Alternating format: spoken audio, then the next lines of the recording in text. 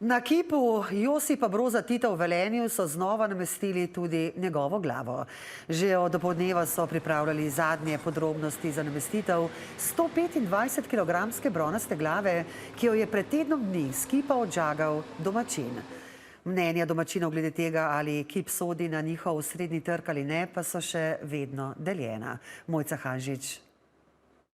Medtem, ko so na kipu opravljali še zadnja pripravljalna dela, še največ je bilo brušenja, je skulptura glave Josipa Broza Tita že čakala v kombiniranem vozilu.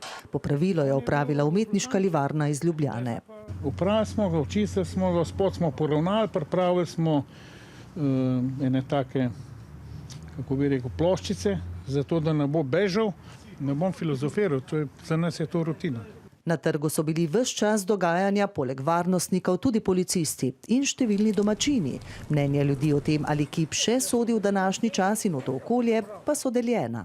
Ja, jaz mislim, da treba ta kip odstraniti. Da to je signal, da pač je ta stvar dotrajala, da ideološko. Mi smo iz te države šli ven. Sramotno. Cel svet bo vedel, kaj so naredili. To niso smeli Titu narediti. Meni se zdi grozno, da to še vedno občudujejo in da v Velenju jokajo za njim. Ne morem verjeti. Mislim si, da to ne bi smel narediti. To ne spada med kulturne ljudi.